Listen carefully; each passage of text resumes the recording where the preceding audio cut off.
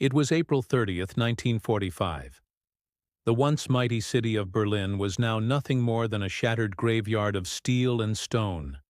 Flames danced through the ruins while Soviet artillery thundered endlessly, shaking what little remained of Hitler's crumbling empire. In the streets above, German soldiers fought hopelessly, clinging to orders that no longer mattered. But deep underground, beneath the Reich Chancellery, Adolf Hitler sat in his concrete tomb, the Führer bunker. The air was thick with smoke, sweat, and despair.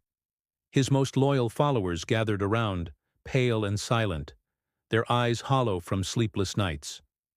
The walls trembled as explosions drew closer, yet Hitler appeared detached, speaking quietly of betrayal and destiny. At around 3:30 in the afternoon, he retreated to his private room with Eva Braun. Moments later, a single gunshot echoed through the corridor. The man who had unleashed terror across continents had chosen to end his life rather than face defeat. Above ground, the Red Army was storming toward the Reichstag, unaware that history had just changed forever. When the news of Hitler's death reached Soviet lines, confusion erupted. Commanders hesitated, unsure whether to believe the reports. Many feared sending false information to Stalin, whose wrath was as deadly as any bullet. Finally, after cautious verification, the message reached Moscow. Inside the Kremlin, Stalin listened as his officers delivered the report. His expression did not change, but those who stood before him felt the temperature of the room drop. Stalin had demanded that Hitler be captured alive, paraded before the world as a broken man crushed under Soviet might. But now that moment had been stolen from him. To Stalin, Hitler's suicide was not justice. It was defiance. He leaned back in his chair, eyes narrowing. "No," he said coldly. "He is not dead. It's a trick." His paranoia took over instantly. He was convinced that the Western allies, particularly the Americans, were hiding Hitler somewhere safe, protecting him for their own political gain. For Stalin, truth and lies were the same weapon, and he wielded both ruthlessly. Within hours, Stalin unleashed his secret police, the nkvd, with a single chilling order: find the truth and make it unquestionable. Soviet intelligence officers descended into the ruins of Berlin like hunters, following the scent of blood. They sifted through rubble, interrogated German officers, and dragged witnesses from the ruins of the bunker. Every surviving member of Hitler's staff was taken for questioning, from secretaries to guards, and none were treated gently. The NKVD collected burnt remains, scraps of uniforms, teeth, and bone fragments, carefully cataloging every discovery. The reports flooded back to Moscow, filled with gruesome detail, yet Stalin refused to believe them. Each telegram ended with the same question from the Kremlin. Is he alive? The Soviet leader demanded total certainty, and until he saw proof with his own eyes, the investigation would not end. For weeks, the ruins of Berlin became a macabre laboratory, where fragments of charred human remains were studied under the weight of Stalin's growing paranoia. When the final report was brought to him, Stalin sat at his desk surrounded by his generals and intelligence chiefs. The NKVD commander laid out a small box. Inside, the remnants of what they believed to be Hitler's body. His jawbone, identified by a personal dentist, was the key evidence. As his officers detailed the events inside the bunker, the suicide, the burning of the bodies, the hasty burial, Stalin said nothing. He lit a cigarette, the smoke curling slowly through the room, and listened until the end. Then, after a long silence, he muttered, "We will not confirm this." His generals exchanged uneasy looks. Stalin knew exactly what he was doing. The truth, once public, could not be used as leverage. But if the world remained uncertain, he could manipulate that uncertainty.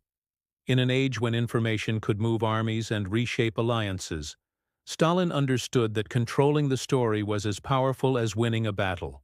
The days that followed were filled with silence from Moscow. Soviet newspapers made no mention of Hitler's death. Journalists who asked questions were told nothing. Meanwhile, in London and Washington, Churchill and Truman waited anxiously for Soviet confirmation. When Stalin finally spoke, his message was cryptic and deliberate. "Hitler has escaped," he told them. The statement sent shockwaves through Allied command. Why would Stalin spread such a claim? But to him, this lie was a strategy. By suggesting that Hitler was alive, he justified keeping Soviet troops deep inside Central Europe. The enemy, he claimed, might still be at large, hiding, plotting, waiting. And if the fascist threat still existed, then so did the need for Soviet control. In one move, Stalin turned Hitler's death into a political weapon, securing his grip on the territories his army now occupied. Behind closed doors, the NKVD worked in complete secrecy. They gathered everything from the bunker: the burnt couch, blood-stained carpet, pieces of uniform, and Hitler's dentures. All were sealed in metal crates marked as state property and sent to Moscow. There, they vanished into the vaults of Soviet intelligence. Only a handful of men knew their exact location. Stalin personally ordered that all information about the Führer's death be classified indefinitely. Witnesses who had seen the remains or participated in the investigation were either reassigned, imprisoned, or quietly eliminated.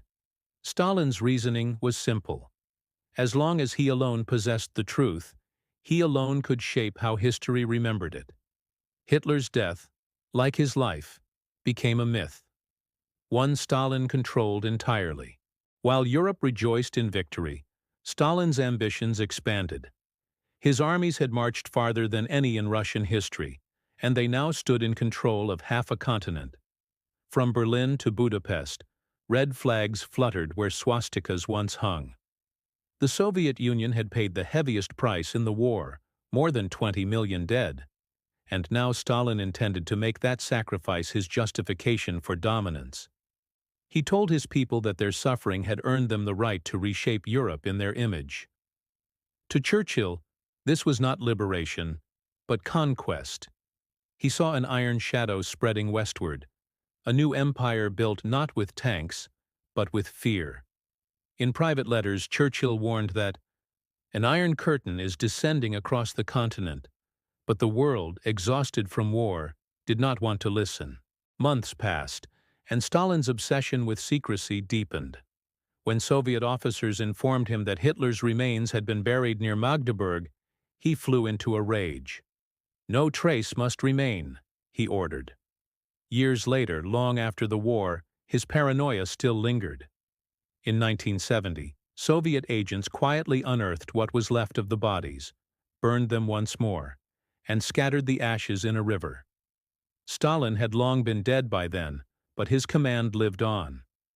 Even in death, he wanted to control the narrative. To him, Hitler's remains were not relics of history, but dangerous symbols.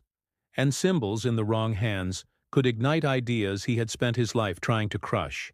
But while Stalin erased one tyrant from existence, he became one himself. Inside the Soviet Union, fear ruled every home.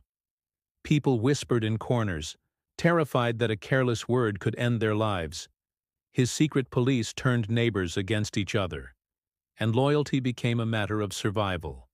Across Eastern Europe, newly formed governments followed Moscow's orders, crushing opposition and silencing dissent. Stalin used Hitler's ghost as his justification, warning his people that enemies still lurked everywhere: fascists, spies, traitors. The war had ended, but Stalin had found a new one to fight. A war against his own people, fought not with bombs, but with silence and terror.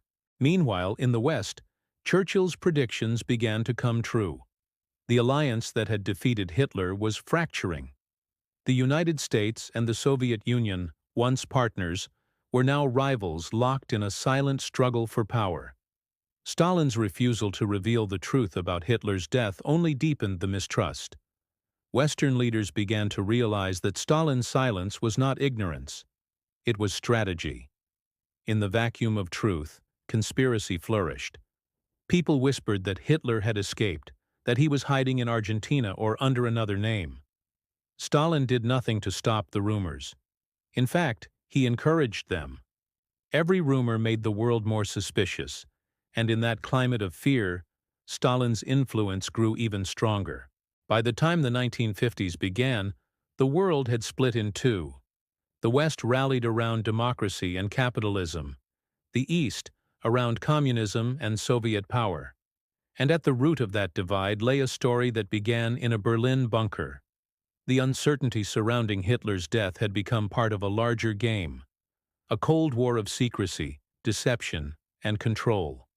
Generations would grow up not knowing the full truth, only fragments shaped by propaganda on both sides. For decades, the truth about Hitler's remains, the NKVD investigation, and Stalin's manipulation of history would remain locked away in classified archives. When Stalin died in 1953, millions mourned him publicly, even as millions more secretly rejoiced. He had built an empire on fear and lies, and his greatest lie of all had begun the day Hitler died. It would take nearly half a century for Soviet files to be opened, and for the truth to finally emerge. The truth that Hitler's body had indeed been found, identified, and destroyed under Stalin's orders. But by then, the damage had been done. The Cold War had reshaped the world, and Stalin's version of events had written itself into history. On April 30, 1945, Adolf Hitler ended his life in a bunker beneath Berlin. But that single act did not end an era of tyranny. It merely passed the torch to another man who understood power in the same dark way, through fear, through control, and through silence.